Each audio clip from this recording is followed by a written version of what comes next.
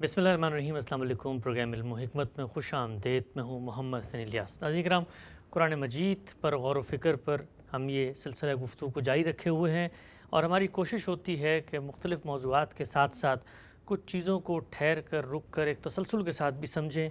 इसी सिलसिले में हमने कुरान मजीद पर गौर व फ़िक्र का आगाज़ किया था। सूरह फ़ातिहा 3 नशिस्तों में मुकम्मल हुई। हमने जाना कि वो क्या मज़ामीन हैं जो सूरह फ़ातिहा में मख्फ़ी हैं, और एक बंदा मोमिन जब सूरह फ़ातिहा पढ़े तो उसके सामने चीज़ें रहनी चाहिए।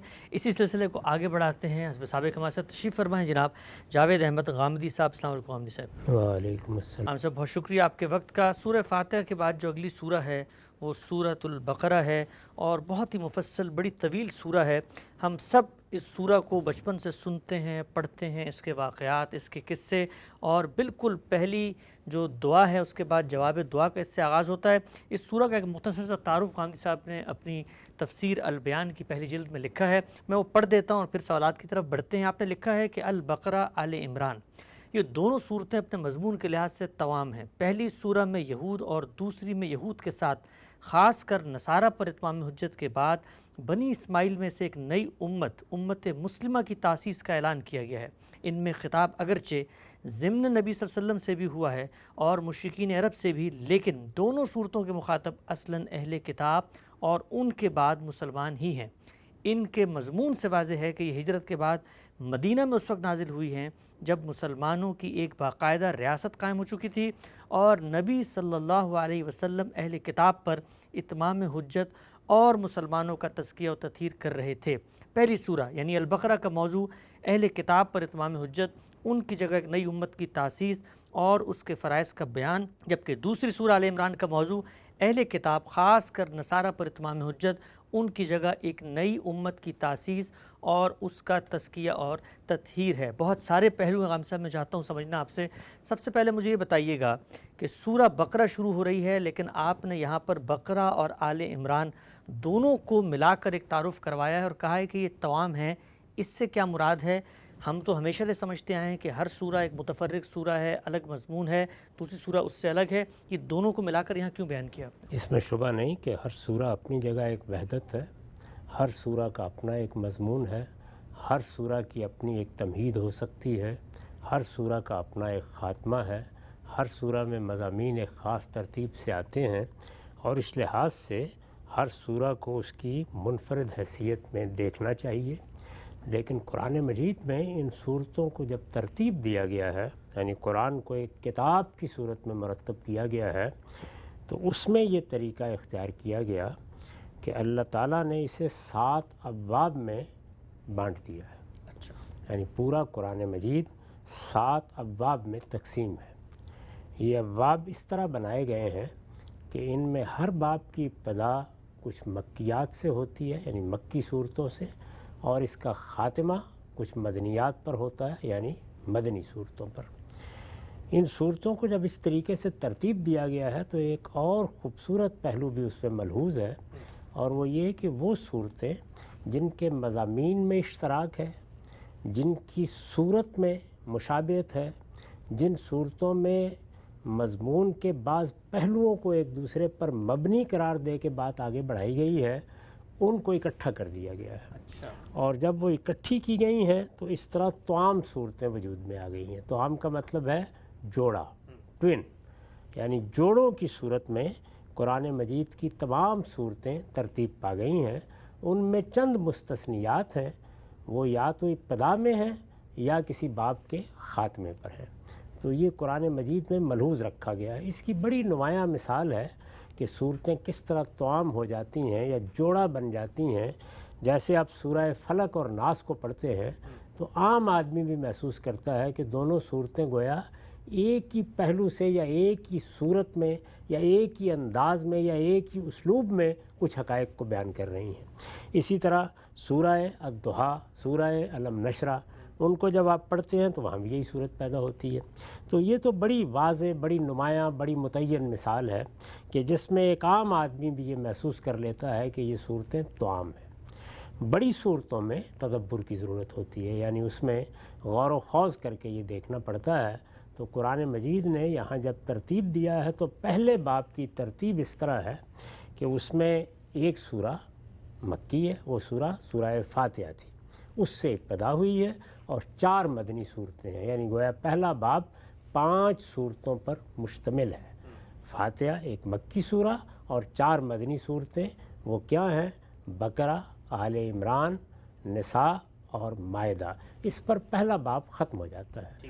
پورے پہلے باب کے اندر ایک وحدت ہے جو مضمون کے لحاظ سے ایک ترتیب کے ساتھ سامنے آتی چلی جاتی ہے، اور اس میں پھر ایک تقسیم یہ ہے کہ بقرہ اور آل عمران یہ اپنی جگہ توام ہے، اور نساء اور مائدہ یہ اپنی جگہ توام ہے۔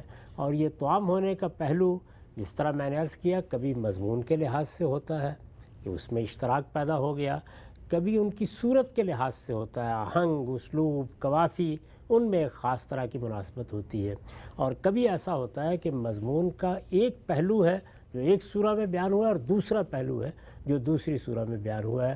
کبھی تعلق اجمال اور تفصیل کا بن جاتا ہے، اور کبھی تعلق معنوی اشتراک کا بن جاتا ہے۔ تو یہ ساری چیزیں جتنی ہیں، ان سب کو سامنے رکھ کر تو عام صورتیں متعین ہوتی ہیں، اور جو آدمی بھی قرآن مجید پر غور کرتا ہے اس پر یہ حقیقت واضح ہو جاتی ہے۔ ٹھیک، اچھا ہم سے بھی بتائیے گا، ہم عام طور پہ دنیا کی کوئی بھی کتاب پڑھتے ہیں تو اس کے اندر ہمیں ظاہری بات ہے تقسیم ملتی ہے، چیپٹرز کی تقسیم ہوتی ہے، موضوعات کی تقسیم ہوتی ہے، تو کیا یہ کہنا درست ہے کیونکہ قرآن مجید بھی ایک کتاب کی صورت میں اللہ تعالیٰ دے رہے تھے تو ایک طرف سے شروع ہو کے دوسری طرف ختم ہو جاتی، اس کی بنسبت جب آپ چیزوں کو بانٹ دیتے ہیں تو لوگوں کا ان پر تدبر، ان پہ غور کرنا، ان کے اسٹریسز کو نمایاں ہونا، اس کے اندر حسر کا پہلو وہ بھی نمایاں، تو یہ تقسیم بھی ایک فطری تقسیم انسانوں کو سامنے رکھ کے اللہ تعالیٰ نے کر دی ہے۔ ایسا ہی ہے، یعنی سورہ کیوں ایک وحدت میں ڈھلی ہے، ایک ہی بات شروع کی جاتی اور آخر تک ختم کر دی جاتی۔ انسان جب کسی کتاب کو پڑھتا ہے، اور خاص طور پر کسی ادب پارے کو پڑھتا ہے، تو اس کا اسلوب، اس کا انداز، اس کے مضامین کی ندرت، اور اسی طریقے سے جو اس کا پیغام ہے، یہ سب چیزیں انسانی نفسیات کو مخاطب کرتی ہیں، اور ہر چیز اپنے اپنے لحاظ سے اثر انداز ہوتی ہے۔ بالکل اسی طریقے سے جب وہ باہمی ربط کو سمجھنے کی کوشش کرتا ہے اور تدبر کرتا ہے تو اس میں بہت سی چیزیں اس کی رہنمائی کا باعث بنتی ہیں۔ تو جب آپ سورہ کی وحدت کو الگ کرتے ہیں تو اس سے بھی ظاہر یہ مقصود ہوتا ہے کہ آپ جب کبھی اللہ کی کتاب کھولیں تو کم سے کم ایک سورہ کو پورا کا پورا پڑھیں۔ جب آپ سورہ کو پڑھیں گے تو اس سے آپ کے سامنے ایک مضمون، پورا مضمون آ جائے گا۔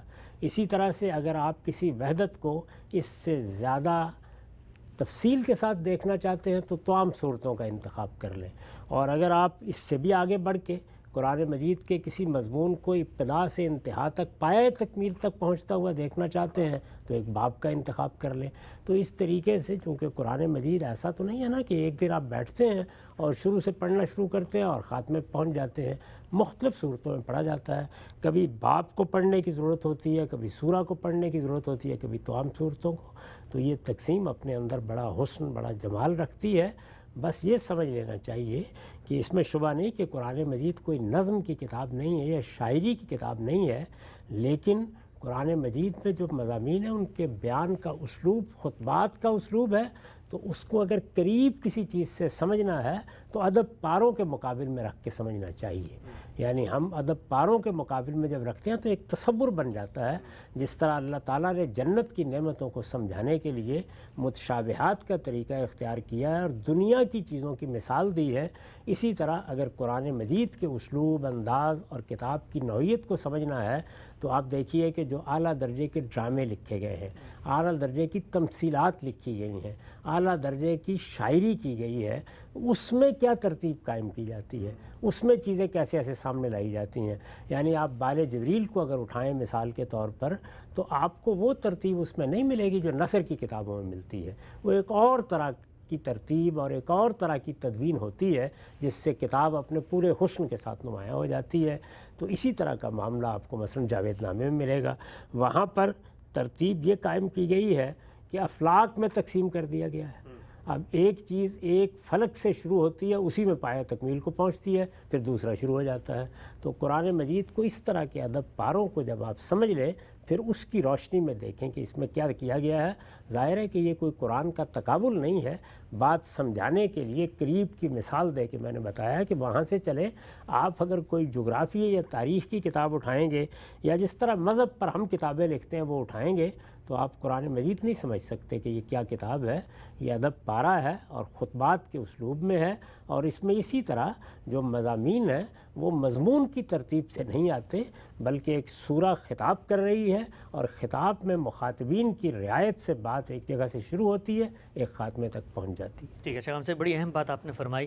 بالعموم ہم نے دیکھا ہے کہ آج کل جس طرح سائنٹیفک ریڈنگ کا دور ہوتا ہے، عام طور پہ کتابیں لکھی جاتی ہیں، ایک انٹروڈکشن ہے، ایک مین باڈی ہے، ایک کنکلوژن ہے، لوگ یہ تصور کر کے قرآن کو کھول رہے ہوتے ہیں کہ جیسے ہم نے دین کے بارے میں جاننا ہے تو کوئی ابتدائی چیزیں ہوں گی یا پھر کوئی نزولی ترتیب ہوگی کہ رسول اللہ ابھی تشریف لائے ہیں اور کیا کیا واقعات ہو رہے ہیں۔ یہ بتائیے گا کہ یہ جو آپ نے فرق نمایاں کیا، وہ ترتیب کیوں نہیں ہو سکتی تھی؟ آپ ہمیشہ فرماتے ہیں کہ قرآن کا جو بنیادی پلاٹ ہے وہ تو سرگزشت انذار ہے، رسول اللہ صلی اللہ علیہ وسلم کی جو حیثیت رسالت میں دینونت برپا ہوئی ہے اس کی ایک ردات، اس کا ایک پورا کا پوری جو داستان ہے وہ سب کر دی گئی ہے۔ تو یہ بات بھی تو کہی جا سکتی ہے نا کہ وہ داستان لوگوں تک پہنچ ہی نہ پاتی اگر وہ والا اسلوب اپنایا جاتا جو آج کل ہم سائنس کی کتابوں کا انٹروڈکشن میں باڈی سب باڈی دیکھ رہے ہوتے ہیں۔ پہلی بات تو یہ ہے کہ جو سائنس کی کتاب ہے یا تاریخ کی کتاب ہے یا جغرافیے کی کتاب ہے یا اور اس طرح کی کتابیں ہیں، ان کا تو کوئی تقابل ہی نہیں۔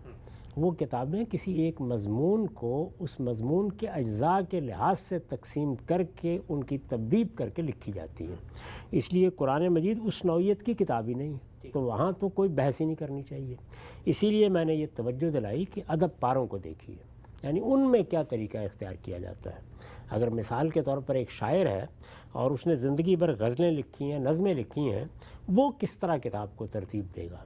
تو وہاں ہر غزل، ہر نظم اپنی جگہ ایک وحدت ہے، اور جب وہ اپنی جگہ ایک وحدت ہے، اور یہ بھی نہیں ہے کہ کسی ایک جگہ ایک مضمون ہے اور دوسری جگہ دوسرا مضمون ہے، مضامین اپنے تنوعات کے ساتھ اس پورے ادب پارے کے اندر سرایت کیے ہوئے ہیں۔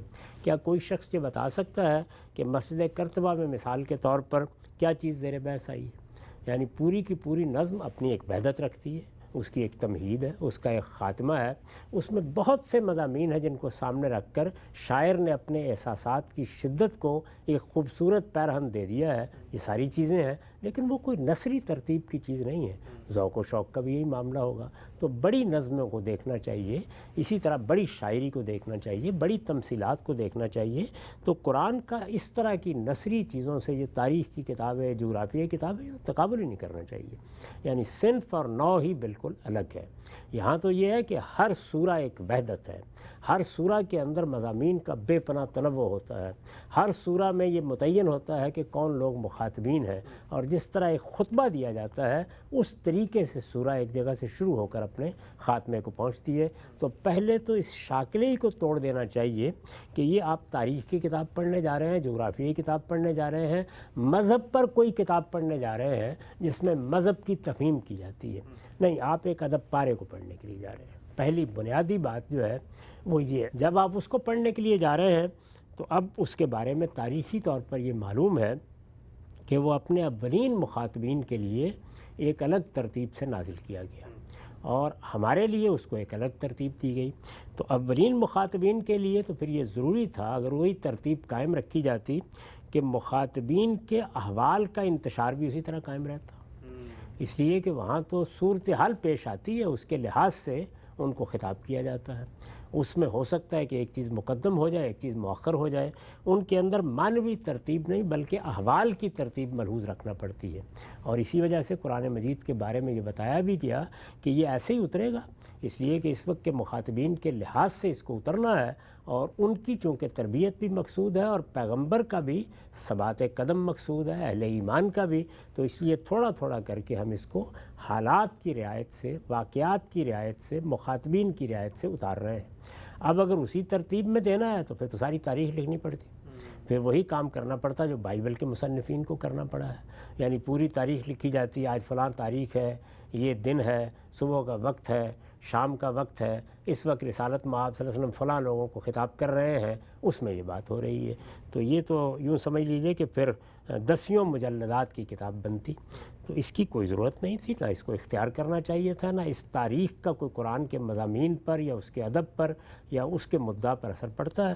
اب تو اس کو دنیا بھر کے لیے ترتیب دینا تھا، تو اللہ تعالیٰ نے کمال اعجاز کے ساتھ اس کو اتارا، تو یہ اس وقت کی ضروریات کے لحاظ سے اتار دی، اور پھر اس کو ایک ترتیب دی نئی تو پھر قیامت تک کی ضروریات کے لیے اور اس کے قیامت تک جو مخاطبین اب پیدا ہوں گے ان کے لیے نہایت موزوں ہو گئی۔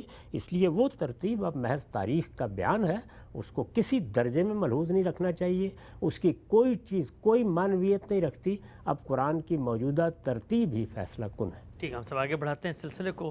یہ بیان فرمائیے کہ ہم عام طور پہ جب تفاسیر کا مطالعہ کرتے ہیں کسی بھی سورہ کو پڑھنے سے پہلے وہاں پر ایک باب قائم کیا جاتا ہے کہ اس کے نزول کی وجہ کیا ہے، شان نزول، اور پھر وہاں کچھ روایات نقل کی جاتی ہیں۔ آپ کی جو تفسیر ہے اس میں آپ نے لکھا کہ ان کے مضمون سے واضح ہے کہ یہ ہجرت کے بعد مدینہ میں اس وقت نازل ہوئی ہیں جب مسلمانوں کی ایک باقاعدہ ریاست قائم ہو چکی تھی اور نبی صلی اللہ علیہ وسلم اہل کتاب پر اتمام حجت اور مسلمانوں کا تذکیہ و تطہیر کر رہے تھے۔ سوال میرا آپ سے یہ ہے کہ آپ بھی بیان کر رہے ہیں کہ مرحلہ کیا ہے اس کے نزول کا، لیکن خود سورہ کے اندر سے یہ بیان کر رہے ہیں، وہاں پر شان نزول کی روایات ہوتی ہیں، اس فرق کی کیا وجہ ہے؟ بڑی سادہ بات ہے، اور وہ یہ ہے کہ وہ شان نزول جو کچھ بھی بیان ہوئی ہے وہ قرآن مجید کا حصہ بن کر مجھ تک نہیں پہنچی، وہ تو لوگوں کا بیان ہے، اور وہ یہ بتا رہے ہیں کہ جب یہ سورہ نازل ہوئی تو یہ حالات تھے، جب یہ سورہ نازل ہوئی تو یہ کچھ سوالات زیر بحث تھے، وہ اس وقت کی تاریخ بیان کر رہے ہیں۔ اس تاریخ کو اگر اللہ تعالیٰ نے اس کلام کے فہم سے متعلق کرنا تھا تو پھر اس کو بھی اسی طرح محفوظ ساتھ منتقل ہو جانا چاہیے تھا، تو وہ کیوں منتقل نہیں کی گئی؟ اس لیے منتقل نہیں کی گئی کہ قرآن اس کا محتاج نہیں ہے۔ قرآن مجید کی کسی ایک سورہ کو لے کر جب آپ تدبر کرتے ہیں، اس سورہ میں اترتے ہیں، تو چونکہ یہ وہ مضامین نہیں ہیں جو نثری کتابوں میں لکھے جاتے ہیں، یہ توحید پر مضمون ہے یا آخرت پر ہے، اس میں جو پوری کی پوری سورہ ہے وہ خطبہ ہے، اور خطبات ہوتے ہی اس طرح ہیں کہ آپ تدبر کریں تو ان کی تلمیحات، ان کے استعارے، ان کے خطاب کے الفاظ، ان کا التفات کا طریقہ وہ خود بتانا شروع کر دیتا ہے کہ کون لوگ ہیں جو سامنے ہیں اور اس وقت کی صورتحال کیا ہے۔ تو یہ چیز جب قرآن کے اندر سے سمجھی جاتی ہے تو یہ بالکل ایک محکم بنیاد ہوتی ہے جس پر آپ لوگوں کو یہ بتاتے ہیں کہ اس پس منظر کو سامنے رکھیے اور پھر سورہ کو پڑھیے۔ اگر آپ روایات لائیں گے تو اصل میں آپ لوگوں کے بیان کردہ واقعات لوگوں کے سامنے رکھ دیں گے جو ہو سکتا ہے کہ مناسبت رکھتے ہوں، ہو سکتا ہے نہ رکھتے ہوں، ہو سکتا ہے کہ سورہ کی ترتیب جب اللہ تعالیٰ نے دی ہے تو اس کے اندر مضامین ایک اور رخ پر چلے گئے ہوں اور اس موقع پر سورہ کا کوئی حصہ کسی خاص واقعے سے متعلق لوگوں نے سمجھا اور پڑھا ہو۔ تو اس طرح قرآن مجید ایک ایسی چیز پر منحصر ہو کے رہ جاتا ہے جب آپ اس طرح کی روایات نقل کرتے ہیں کہ جو قرآن سے باہر ہے، قرآن کے طریقے پر نہیں پہنچے، جس میں لوگوں کے تاثرات ہیں، لوگوں کا فہم ہے، انہوں نے ایک واقعے سے متعلق کیا ہے، وہاں اللہ تعالیٰ کی طرف سے کوئی مستند آخری بات ہی سرے سے موجود نہیں ہے۔ جب خود قرآن کے اندر سے یہ سمجھتے ہیں کہ قرآن کا موضوع کیا ہے، قرآن کے مخاطب کون ہیں، قرآن کا پس منظر کیا ہے، اس وقت یہ سورہ کن لوگوں کو خطاب کر رہی ہے، تو آپ اصل میں قرآن کے اندر کھڑے ہوتے ہیں، خدا کی بات میں کھڑے ہوتے ہیں۔ تو میرے نزدیک تو زمین آسمان کا فرق ہے۔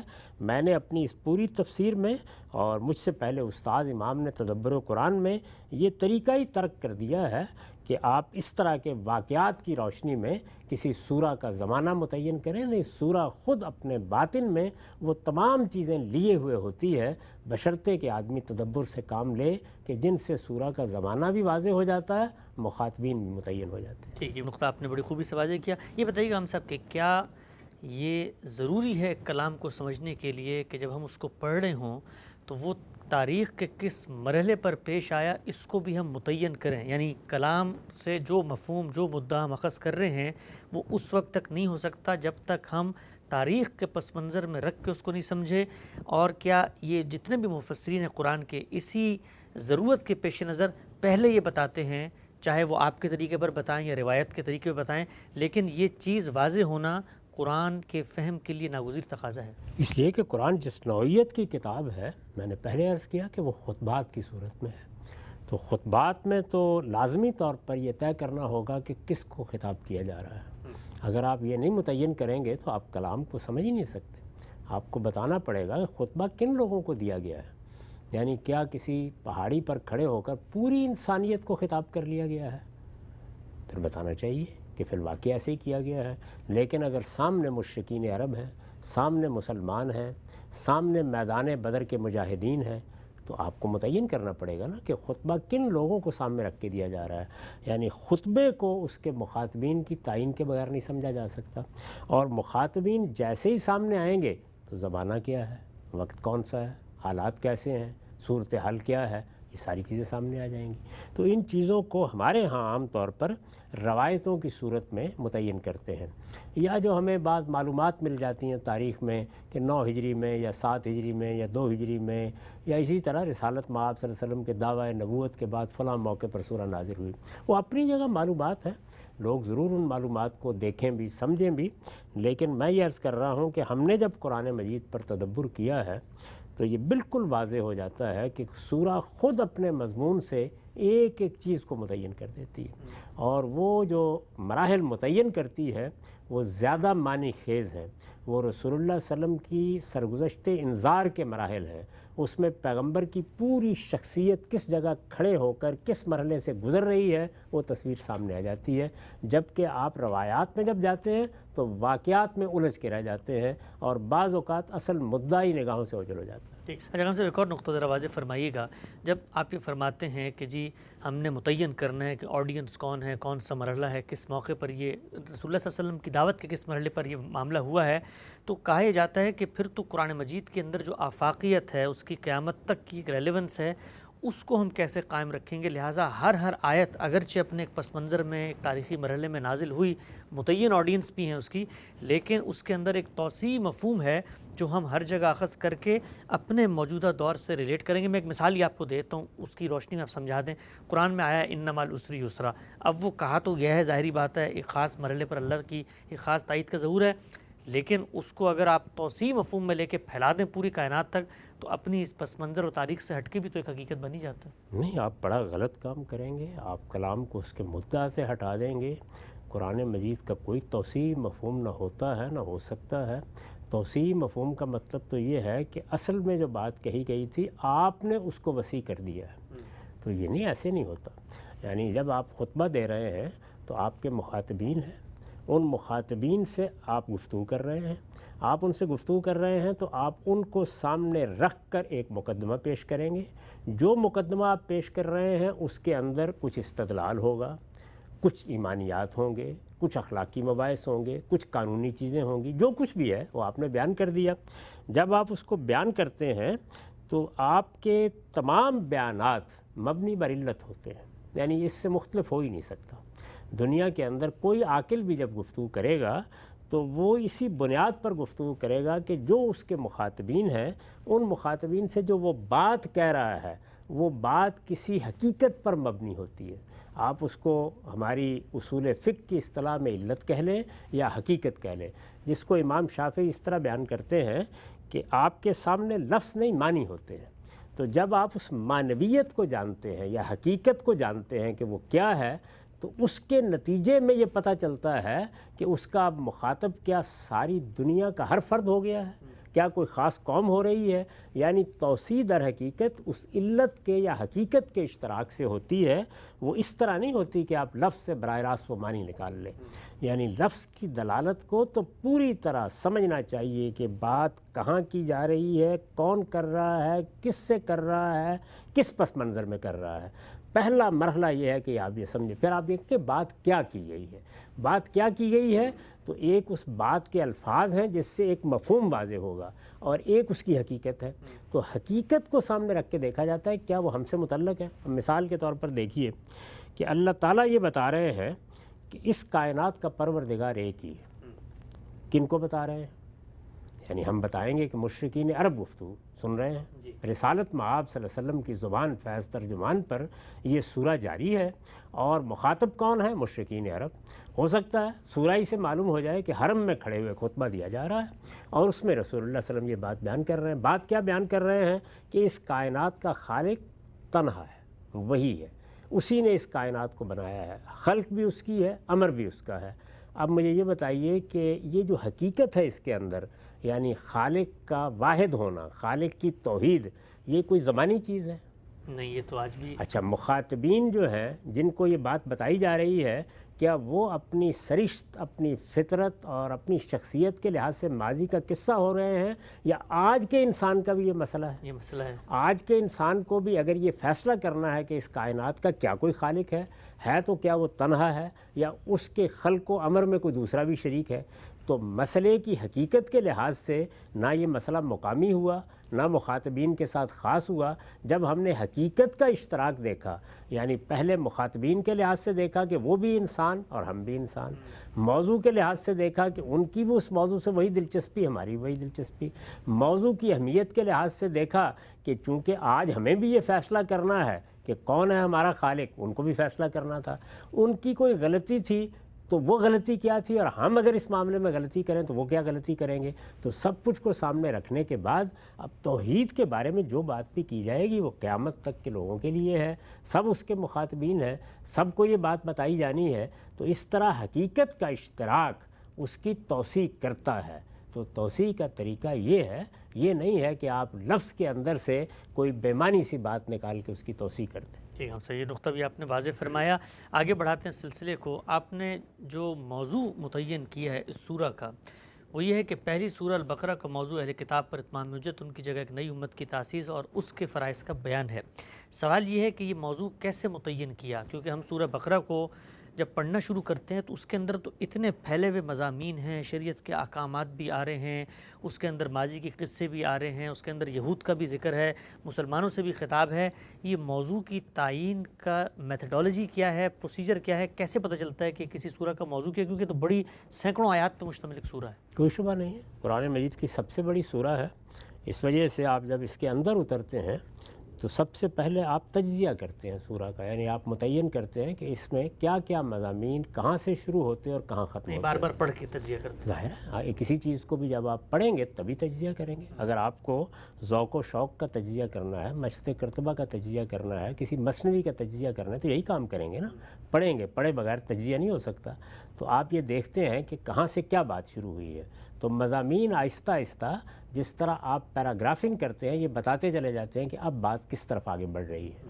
تو آپ دیکھتے ہیں کہ پہلی 32 آیات میں سورہ کی تمہید ہے، یعنی اس کے اندر جو مباحث ہیں ان میں بنیادی باتوں کو شروع کر دیا ہے، اور اس طرح مخاطبین کو یہ بتایا جا رہا ہے کہ بات کس طرف جانی ہے، گویا رخ متعین ہو رہا ہے۔ اس کے بعد وہ آیت آ جاتی ہے جس میں براہ راست بنی اسرائیل کو خطاب کر لیا جاتا ہے، تو بالکل متعین ہو جاتا ہے کہ اب سورہ میں کون مخاطب ہے۔ تو اہل کتاب مخاطب ہو گئے، بلکہ بنی اسرائیل کہہ کے خطاب کیا جاتا ہے، تو یہ بات بھی واضح ہو جاتی ہے کہ یہاں اہل کتاب کا وہ گروہ مخاطب نہیں ہے اصلاً جس کو ہم نصارہ کہتے ہیں، تو یہ بھی بالکل متعین ہو جاتا ہے۔ اب اس کے بعد وہ خطاب شروع ہوتا ہے، تو ساری بنی اسرائیل کی تاریخ بیان ہوتی ہے، ان سے گفتگو ہوتی ہے، انہوں نے جو غلطیاں کی ہیں ان پر ان کو توجہ دلائی جاتی ہے، اور ایک سورہ کا بڑا حصہ ہے جو اسی طریقے سے چلتا ہے۔ اس کے بعد جا کر وہ مرحلہ آتا ہے جس میں خطاب کا رخ اہل ایمان کی طرف ہو جاتا ہے، اور پھر ان کو خطاب کر کے یہ بتایا جا رہا ہوتا ہے کہ اب ان کی جگہ تم ایک امت مسلمہ کے طور پر اٹھائے جا رہے ہو، تمہاری ذمہ داریاں کیا ہیں، تمہارے فرائض کیا ہیں، تمہیں کن چیزوں کو لے کر چلنا ہے، اور اب تمہیں جو کشمکش درپیش ہے اس میں تمہیں کیا کرنا ہے، یہاں تک کہ پھر سورہ کے خاتمے کی دعا آ جاتی ہے۔ تو یہ سورہ تو اگر آپ نظم کے لحاظ سے دیکھیں، یہ جو میں نے ابھی آپ کے سامنے اس کی تصویر رکھی ہے، بہت بڑی سورہ ہے لیکن سب سے آسان ہے، اس لیے کہ اس میں بہت بڑے بڑے حصے ہیں جو اگر آپ کی گرفت میں آ جائیں تو یہ جیسے میں نے ابھی سورہ کو بیان کر دیا ہے اس کی ساری فصلوں کو آپ ایسے ہی بیان کر سکتے ہیں، بلکہ بعض موقعوں پر جو چھوٹی صورتیں ہیں ان کی نوعیت بالکل ایسے ہوتی ہے جیسے آپ کے سامنے ایک غیر معمولی چمک کا ہیرا رکھ دیا جائے، تو اس میں آپ بعض وقت متعین نہیں کر پاتے یہ کیا ہوا ہے، یعنی بالکل ایسے لگتا ہے کہ جیسے آنکھیں خیرہ ہو گئی ہیں۔ یہ جو لمبی صورتیں ہیں ان میں یہ مشکل پیش ہی نہیں آتی۔ جگہ سے بڑا اہم نقطہ آپ نے بیان کیا، بڑا دلچسپ ہے۔ اچھا یہ بتائیے گا کہ آپ نے فرمایا کہ خطاب ہوتا ہے بنی اسرائیل سے اور پھر اس سے متعین ہونا شروع ہو جاتا ہے کہ بھئی اصلاً مخاطبین کون ہے اور آگے بات کہاں جاری ہے، تو یہ بھی لوگ سوال کرتے ہیں کہ اب قرآن مجید نے مثلاً یہ کہا ہے کہ جی بنی اسرائیل سے میں خطاب کر رہا ہوں کہ میں نے تمہیں جہان پر فضیلت دی، تو یہ بنی اسرائیل کون ہے، یہ ایک ریڈر کو کیسے پتہ چلے گا؟ تو یا تو پھر قرآن مجید کو بتانا چاہیے تھا کہ بنی اسرائیل وہ قوم ہے کہ جو یہاں آباد ہے، ان سے میں خطاب کر رہا ہوں، یا پھر آج ہم پیچھے مڑ کے تلاش کریں گے کہ بنی اسرائیل کون ہے، تو یہ کلام میں کیوں نہیں ذکر ہوا اس کا کہ جن سے مخاطب ہوا جا رہا ہے وہ ہیں کون آخر زمین پہ؟ اس طرح کا مطالبہ تو کسی اعلیٰ کلام سے کوئی آخری درجے کا احمق آدمی کر سکتا ہے۔ جب بھی آپ گفتگو کرتے ہیں تو آپ تاریخی مسلمات کی کبھی شرح و وضاحت نہیں کرتے۔ اچھا، کیا کرنی مطلب بھی نہیں چاہیے آپ کو۔ یعنی کیا میں کسی موقع کے اوپر گفتگو کرتے ہوئے لاہور کا ذکر کروں گا تو آپ کو بتاؤں گا کہ لاہور کس جگہ واقع ہے، آپ ٹرین سے اتریں جائیں وہاں پر کیا شہر ہے جس کو لاہور کہتے ہیں، بتاؤں گا آپ کو؟ یعنی چونکہ لاہور، نیو یارک، لندن آج کے زمانے میں ہر انسان کے سامنے حقائق کی صورت میں موجود ہے۔ اسی طرح تاریخ کے مسلمات ہیں۔ مغلیہ سلطنت قائم ہوئی تھی، چنگیز خان نے حملہ کیا تھا، عثمانیوں نے ایک سلطنت قائم کی تھی، یہ تاریخ کے مسلمات ہیں۔ ان کے بارے میں تو بعض اوقات اشارہ کافی ہوتا ہے۔ کسی موقع پر اگر کوئی معلومات فراہم بھی کی جاتی ہیں تو معلومات فراہم کرنے کے لیے نہیں کی جاتی، بلکہ کسی خاص پہلو کو نمایاں کرنے کے لیے ذکر کر دیا جاتا ہے۔ تو اس لیے یہ بات کہ آپ کسی اعلیٰ کلام سے آپ کسی دنیا کی بہترین تمثیل کو اٹھا لیں، مثال کے طور پر علامہ اقبال کا جاوید نامہ اٹھا لیں، تو کیا انہوں نے بتایا آپ کو کہ سعید حلیم پاشا کون ہے، جمال الدین افغانی کون ہے، غالب کون ہے؟ اس میں بہت سے لوگ ہیں جن کا ذکر کیا ہے۔ وہ لوگ جانے پہچانے لوگ ہیں، وہ تاریخ کے مسلمات ہیں۔ تو علم و عقل اور تاریخ کے مسلمات کو جو مصنف بتانے کی کوشش کرتا ہے، وہ اگر یعنی اللہ تعالیٰ کے بارے میں تو آپ تصور بھی نہیں کر سکتے، میں آپ بھی کریں تو یا خود کن ذہن ہو گئے ہیں یا اپنے مخاطبین کو احمق سمجھتے ہیں، تو یہ کام کبھی بھی نہیں کرنا چاہیے۔ تو پھر مثلا اگر کوئی آگے بڑھ کے اس کن ذہنی پر اتر آئے اور وہ کہے بھائی بنی اسرائیل سے مراد ہم ہیں، تو ہم اس کو کیسے قائل کریں گے کہ نہیں تم نہیں ہو، بنی اسرائیل تو ایک قوم تھی اور وہ سارا؟ تاریخی حقائق کو آپ اگر قرآن سے قائل کرنے کی کوشش کریں گے تو آپ خود ایک غلط کام کریں گے۔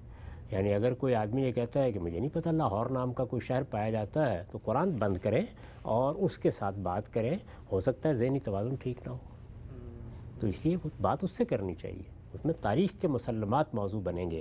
یعنی اگر معاملہ تاریخ کا ہے، ایک شخص میرے ساتھ یہ بحث کرتا ہے کہ یہ بتائیے کہ آپ نے بار بار مغلیہ سلطنت کا حوالہ کیا ہے، کہ مغلیہ سلطنت بھی کوئی سلطنت تھی، تو اس کے علم کی کمی کو دور کیا جائے گا یا قرآن مجید سے اس کے نظائر تلاش کرنے کی کوشش؟ مغل تو لاہور میں رہتے ہو سکتے ہیں، ان کی سلطنت۔ تو اس طرح کی حماقت پر کوئی آدمی اگر اتر آئے تو اس کے ساتھ قرآن میں بحث نہیں کی جاتی، جس علم کی وہ نفی کر رہا ہے اس میں جا کے بحث کی جائے گی۔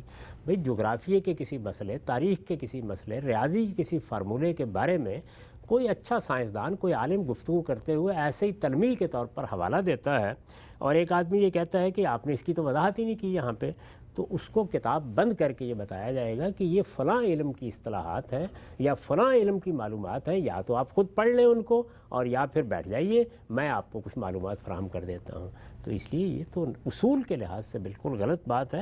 کسی کتاب کے اندر بھی، کسی اعلیٰ کلام میں بھی اس طرح کی چیزیں خود کلام کے اندر سے نہ تلاش کی جاتی ہیں، نہ اس طرح کی حماقت کرنے والوں کو کلام کے اندر سے جواب دینے کی صحیح کی جاتی ہے۔ ٹھیک، تو پھر ہم سب یہ چیز پھر بطور اصول ہم تسلیم کریں گے کہ قرآن مجید کی طرف مراجعت سے پہلے آپ کو تاریخ کا پس منظر ہونا ضروری ہے، آپ کو پتہ ہو کہ مسلمہ تاریخ کیا ہے، مسلمہ گروہ کیا ہیں، قومیں کیا ہیں، مسلمہ جغرافیہ کیا ہے، اس کے بغیر جب آپ پڑھیں گے تو پھر اس طرح کے احمقانہ ہر حال میں یعنی جب آپ کو یہ معلوم ہو گیا تاریخی طور پر کہ قرآن مجید جزیرہ نما عرب میں نازل ہوا تھا، قرآن مجید کا بہت بڑا حصہ مکے میں نازل ہوا ہے، قرآن مجید کا بہت بڑا حصہ مدینے میں نازل ہوا ہے، جب آپ کو یہ معلوم ہو گیا کہ وہاں کون سی قومیں آباد تھیں، تو آپ کو اس پوری تاریخ کے بارے میں علم ہونا چاہیے۔ یعنی پوری تاریخ سے مراد وہ تاریخ نہیں ہے جو اخبار احاد سے منتقل ہوتی ہے، اس میں تو بہت بحثیں ہو جاتی ہیں، یعنی وہ اسٹیبلشڈ ہسٹری، تاریخ کے وہ مسلمات۔ اب مثال کے طور پر ہمارے یہاں بچہ اس بات سے واقف ہے کہ رسالت مآب صلی اللہ علیہ وسلم کی بعثت عرب میں ہوئی تھی۔ آپ مجھے پورے قرآن مجید میں بتائیے کسی جگہ یہ بیان کیا گیا ہے کہ رسالت مآب صلی اللہ علیہ وسلم کی بعثت کہاں ہوئی؟ یعنی القریٰ کا ذکر بھی ایسے ہی آیا ہے جیسے مخاطبین پوری طرح جانتے ہیں۔ اگر کسی موقع پر بلسان عربی مبین کہا گیا ہے تو عربی کیا ہوتی ہے؟ یعنی ظاہر ہے کہ کوئی آدمی یہ بھی پوچھ سکتا ہے، تو اس کی تو کوئی وضاحت نہیں کی گئی۔ اس لیے نہیں کی گئی کہ یہ وہ معلومات ہیں کہ جو تاریخ کا حصہ بن چکی ہیں، جو اسٹیبلشڈ ہسٹری ہے، جو تاریخ کے مسلمات ہیں۔ ہر آدمی کو ان تاریخ کے مسلمات سے واقف ہونا چاہیے۔ وہ اگر ان سے واقف نہیں ہے اور قرآن پڑھنے جا رہا ہے تو اسے پہلے الف با تا پڑھنے کے لیے کوئی قاعدہ دینا چاہیے اور اس میں اس کی تعلیم کا اہتمام کرنا چاہیے۔ قرآن پر اس سے بحث نہیں کی جا سکتی، نہ جاوید نامے پر اس سے بحث کی جا سکتی ہے، نہ بار جبریل پر کی جا سکتی ہے، نہ دیوان غالب پر کی جا سکتی ہے۔ اس طرح کا مطالبہ اگر وہاں بھی وہ کر دے گا کسی موقع کے اوپر، آپ یہ دیکھیے کہ غالب بعض اوقات اپنے بعض دوستوں کے نام نظم کر دیتے ہیں، بہت سے شعروں میں اس طرح کر دیتے ہیں، تو اب اس کے بعد آپ کو معلوم ہونا چاہیے نا، اس کے لیے آپ تاریخی کی طرف جائیں گے۔ میں نے ابھی جاوید نامے کی مثال دی، وہاں بہت سی تاریخی شخصیات زیر بحث آ گئی ہیں، تو اقبال وہاں تعارف کرائیں گے جمال الدین افغانی کون ہے، کارل مارکس کا نام بھی نہیں لیا، تلمیحات میں اس کا ذکر کر دیا، صاحب سرمایہ از نسل خلیل، یعنی یہاں پیغمبر بے جبرائیل نام بھی نہیں لیا، تو اب یہ کس کا ذکر ہے؟ اس کے لیے ظاہر ہے آپ تاریخ میں جاتے ہیں، تو تاریخ میں جاتے ہیں، وہ تاریخ وہ نہیں ہوتی جب اس طرح کوئی شاعر، کوئی ادیب، کوئی اعلیٰ درجے کا لکھنے والا اس طرح ذکر کرتا ہے، تو یہ وہ تاریخ نہیں ہوتی کہ جو تاریخ آپ کو اخبار احاد کی بحثوں میں ڈال دیتی ہے، یہ تاریخ کے مسلمات ہوتے ہیں، کیونکہ اس سے ہر آدمی واقف ہوتا ہے، اس لیے وہ ان کا ذکر کرتے وقت کسی توضیح، کسی تشریح کی ضرورت نہیں محسوس کرتا، اور اگر کوئی بات کہتا بھی ہے کسی موقع پر تو اس کی کوئی خاص معنویت وہاں ہوتی ہے، کہنے کی ضرورت پڑ گئی ہے، ورنہ یہ کبھی بھی ایسا نہیں ہوتا۔ خاتمے کی طرف بڑھتے ہیں۔ آخری سوال آج کی نشست کا، جو آپ نے بات کیا آخر میں بڑی اہم بات ہم دیکھتے ہیں موجودہ دور میں بھی کچھ لوگ خلط محبت پیدا کرتے ہیں۔ آپ نے فرمایا کہ بچہ بچہ جانتا ہے رسالت محمد صلی اللہ علیہ وسلم جزیرہ نما عرب میں پیدا ہوئے، مکہ شہر کہاں ہیں، لیکن ہم تو یہ دیکھتے ہیں یوٹیوب پہ آپ جائیں، اب تو کچھ ڈاکومنٹریاں بھی بن گئی ہیں کہ وہ کہتے ہیں کہ مکہ تو یہاں پہ تھا ہی نہیں، یہ تو پیٹرا کا شہر ہے، اور دلیل یہ دی جاتی ہے بھی عرب کے مختلف علاقوں کی مسجدوں کو اگر آپ قبلے کا تجزیہ کریں تو وہ مکہ کی طرف نہیں، وہ تو ایک اور شہر ہے اردن کا پیٹرا، اس کی طرف جا رہا ہے، تو لوگ تو پھر اس کو بھی چیلنج کر رہے ہوتے ہیں۔ یہ ساری چیزیں دنیا میں ہوتی رہتی ہیں، اس میں لوگوں کو توجہ دلانی چاہیے کہ تاریخی حقائق کیسے متعین ہوتے ہیں۔ اس پر میں نے تو بہت گفتگو کی ہیں اور یہ بتایا ہے کہ تاریخی حقائق کی تعیین کے لیے آپ کس چیز کی طرف رجوع کرتے ہیں؟ آپ لوگوں کی شہادت کی طرف رجوع کرتے ہیں، اس لیے کہ تاریخی حقائق کے منتقل کرنے کا آج سے 150 سال پہلے تک یہی ذریعہ تھا، تو لوگوں کی شہادت میں یا ان کا اجماع اور تواتر ہوتا ہے یا اخبار احاد ہوتی ہیں۔ اب جہاں تک عرب کا تعلق ہے تو ہم میں سے ہر شخص جانتا ہے کہ لفظ عرب کس علاقے کے لیے بولا جاتا ہے، یہ وہ چیز نہیں ہے کہ جس کے لیے مسلمانوں کے اجماع اور تواتر کی ضرورت ہو، یہ چیز تو عالمی سطح کے اجماع اور تواتر کی صورت اختیار کر چکی ہوئی ہے۔ مکہ کہاں ہے، مدینہ کہاں ہے، یہ نام ہم میں سے ہر شخص جانتا ہے، پوری یہ تاریخ روشنی میں کھڑی ہوئی ہے۔ اب کوئی آدمی اگر اتنی روشن تاریخ کو کہ جو ایک پوری قوم نے منتقل کی ہے، ایک نسلوں نے منتقل کی ہے، جس میں بڑی سلطنتیں قائم ہوئی ہیں، ہر بچہ جانتا ہے کہ سیدنا صدیق کون تھے اور سیدنا عمر کون تھے اور کیا سلطنت قائم ہوئی اور کیا معاملات ہوئے اور کیسے انتخابات ہوئے، ہر شخص اس بات سے واقف ہے۔ یک بہ یک کھڑا ہو کر مسجدوں کے قبلے دیکھنا شروع کر دے تو وہ اپنے آپ کو بھی خطرے میں ڈالے گا، لوگوں کو بھی خطرے میں ڈالے گا، تو ایسی حماقتوں کے اوپر کوئی تبصرہ کرنے کی ضرورت نہیں ہوتی، اصل حقائق کی طرف توجہ دلانی چاہیے۔ تاریخ کے مسلمات کسی تحقیق مزید کا تقاضا نہیں کرتے، الا یہ کہ کسی جگہ پر کوئی بڑا سوال پیدا ہو جائے، اور وہ سوال بھی عام طور پر کن چیزوں کے بارے میں پیدا ہوتا ہے، وہ جو اخبار احاد سے منتقل ہوتی ہیں، اجماع اور تواتر سے منتقل ہونے والی چیزوں کے بارے میں ایسے سوالات کبھی پیدا نہیں ہوتے۔ ضمنی پہلو ہم سب چاہتا ہوں ذرا یہاں وضاحت آ جائے، جو کہ میں نے آپ کے سامنے پیش کی چیز، تو پھر کیا وجہ ہے کہ مسجدوں کے اگر کہیں پر کسی کو قبلہ نظر آیا ہے وہ مکے سے تھوڑا ہٹ کر ہے، اس کی پھر کیا وجہ ہو سکتی ہے؟ اس کی وجہ یہ ہے کہ قدیم زمانے میں آلات اس طرح کے نہیں تھے، لوگ ایک اندازے سے قبلے کا تعین کرتے تھے، اور اس میں ہمیں بتا دیا گیا ہے قرآن مجید میں کہ یہ ضروری نہیں ہے کہ آپ بالکل ناک کی سیدھ قبلے کو رکھیں، بلکہ وہ جہت یا وہ سمت ہے جس کو سامنے ہونا چاہیے، اس میں تھوڑا بہت آپ کو فرق نظر آ جاتا ہے۔ ہمارے ایک دوست تھے، انہوں نے بھی یہ کام کیا، اور لاہور کی مسجدوں کے قبلہ دیکھنا شروع کیے تو معلوم ہوا کہ بہت سی قبلے کی صورت وہ نہیں ہے جس کا آج ہم آلات کی موجودگی میں تعین کر لیتے ہیں، تو یہ بالکل عام سی چیز ہے، اللہ تعالیٰ نے اس کے اوپر کوئی پابندی بھی نہیں لگائی۔ تمام مسجدیں مسلمانوں سے جہاں پوچھیں تاریخ میں جہاں زیر بحث آئے وہ سب بیت اللہ کو سامنے رکھ کر بنائی گئی ہیں، اور اپنی طرف سے لوگوں نے جو کچھ وہ اندازہ کر سکتے تھے ٹھیک اندازہ کرنے کی کوشش کی ہے۔ اس میں اگر کہیں چند ڈگری کا فرق ہو گیا ہے تو ہمارے ہاں ہماری فقہ میں بھی یہ مانا جاتا ہے کہ اس سے کوئی فرق نہیں پڑتا۔ پروگرام کا وقت یہاں پہ ختم ہوتا ہے۔ ناظرین، سورہ بقرہ کا ایک تعارف، اس کا جو ابتدائی غامدی صاحب نے اپنی تفسیر میں لکھا ہے، اس کے چند نکات ابھی زیر بحث آئے ہیں، سورہ کا اصل مضمون کیا ہے، ان میں کیا چیزیں زیر بحث ہیں، اور پھر باقاعدہ سورہ کے اندر بھی تدبر کا آغاز کریں گے۔ وقت یہاں پہ ختم ہوتا ہے، دوبارہ حاضر خدمت ہوں گے، اب تک آپ کا بہت شکریہ۔